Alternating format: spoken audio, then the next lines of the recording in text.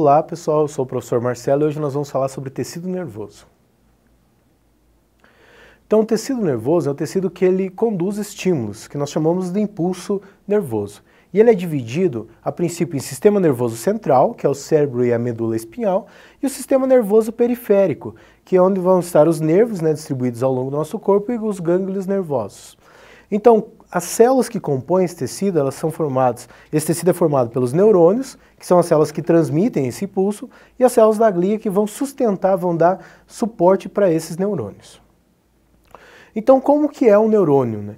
Então, o neurônio ele seria responsável tanto pela recepção, pela transmissão e pelo processamento de estímulo. Então, ele é composto por corpo celular e axônio. Então, no corpo celular é a região onde nós vamos ter o núcleo, vamos ter as mitocôndrias e vamos ter expansões citoplasmáticas que nós chamamos de dendritos, que é onde vai ter o sinal de entrada, onde vai ter a recepção do sinal. Posteriormente, nós temos um prolongamento do citoplasma, que nós chamamos de axônio, e esse axônio ele vai terminar no que nós chamamos de botão sináptico, na sinapse, onde vai ser transmitido o impulso nervoso para outra célula, que pode ser outro neurônio ou, por exemplo, uma célula muscular. Então, o corpo celular, ele tem um nível de síntese muito alto. Então ele tem uma alta atividade de demanda energética e isso fica bem evidente quando nós olhamos no núcleo. Então no núcleo nós vemos o nucleolo, que é essa parte mais escura, e ele é bem evidente. Isso indica que há um nível muito alto de transcrição, então, nesse nucleolo. E também nós podemos ver aqui que tem essas substâncias escuras, então aqui nós temos um corpo de um neurônio, essas substâncias escuras ao longo desse corpo. Então, essas substâncias escuras, elas são relacionadas ao retículo endoplasmático. Então, nós temos aqui cisternas, esse retículo forma cisternas, que formam esses corpos densos, que nós chamamos de substância de início. Então, essa substância de início, ela ocorre somente no corpo do neurônio, ela não ocorre no axônio. Já o axônio, ele é uma expansão, um alongamento do citoplasma, e ele tem um comprimento variável, ele pode chegar até 1 metro de comprimento. E o citoplasma dele, ele é pobre em organelas, então nós vamos ter aqui um prolongamento, e ele vai terminar no que nós chamamos de botão sináptico, que é na sinapse. A sinapse é uma região onde vai ser transmitido, no caso, o impulso nervoso de uma célula para outra. Então nós temos um sinal elétrico que vai ser transmitido ao longo do neurônio, ele vai chegar até a sinapse, ele vai ser transformado num sinal químico, e esse sinal químico vai excitar a próxima célula, que vai novamente transmitir o impulso nervoso, ou no caso, vai despolarizar a célula. E isso ocorre através da liberação de neurotransmissores. Então aqui nós temos um esquema que mostra a sinapse. Então aqui nós temos o botão terminal do axônio, aqui nós temos um dendrito e aqui seria a fenda sináptica. Então o que acontece? O impulso nervoso ele chega até aqui nós vamos ter a liberação de vesículas nessa fenda sináptica, essa vesícula vai liberar neurotransmissores que vai gerar uma despolarização da membrana da próxima célula e nós vamos ter a transmissão do impulso nervoso. E aqui nós temos uma micrografia mostrando isso. Então aqui nós temos o botão terminal do axônio, aqui nós temos um dendrito e notem que aqui nós temos a fenda sináptica, onde vai ocorrer a transmissão do impulso nervoso. Nós temos também as células da glia. Então, qual a função das células da glia?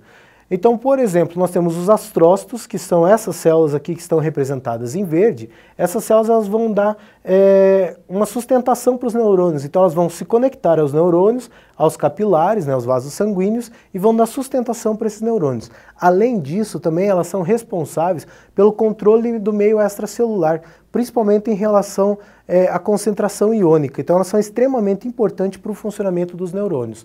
Nós temos as células da micróglia, que são essas células aqui. Essas células elas vão ter a capacidade de fagocitose, então fagocitando qualquer corpo estranho que nós podemos ter nesse tecido.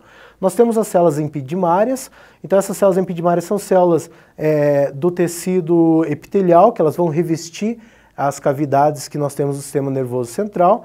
Nós temos os oligodendrócitos. Então os oligodendrócitos eles vão formar a bainha de mielina no sistema nervoso central. Quando nós falamos no sistema nervoso periférico, daí as células de Schwann que vão formar a bainha de mielina, então que vai isolar, no caso, esses neurônios.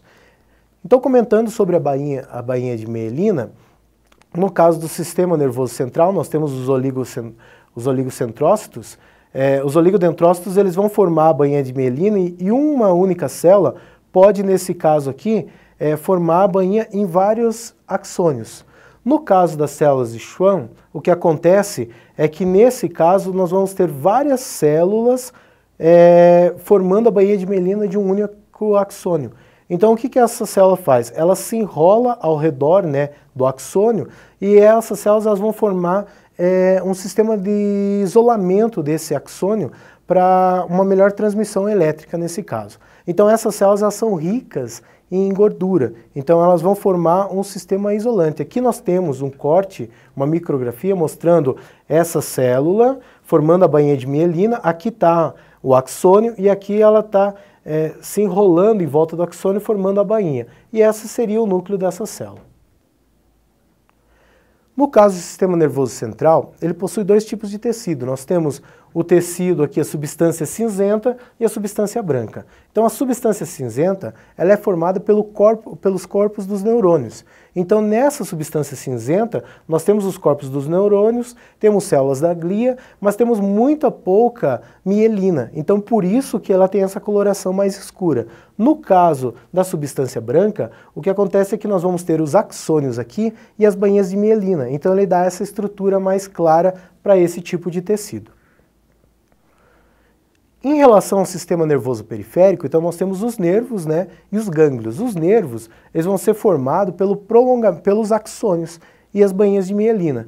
Então ele vai ser formado por um agrupamento de fibras nervosas. Então nós temos aqui os axônios. Esses axônios eles vão ser envoltos em tecido conjuntivo, formando, nesse caso, fibras nervosas. Então essas fibras nervosas, os nervos, elas são formadas somente pelo axônio, né? E nós temos daí, nesse caso também, no sistema nervoso periférico, os gânglios. Então, os gânglios vão ser formados pelo corpo, no caso desses neurônios. Então, aqui nós temos os corpos dos neurônios, né? Temos algumas células, algumas fibras nervosas e células de sustentação. E tudo isso daqui vai estar envolto num tecido conjuntivo, então formando órgãos esféricos. Então, a partir daqui nós temos os corpos dos neurônios e desses gânglios, dessas estruturas, vão sair as fibras nervosas, que vão levar o impulso para os demais órgãos. É isso, pessoal. Muito obrigado. Até mais.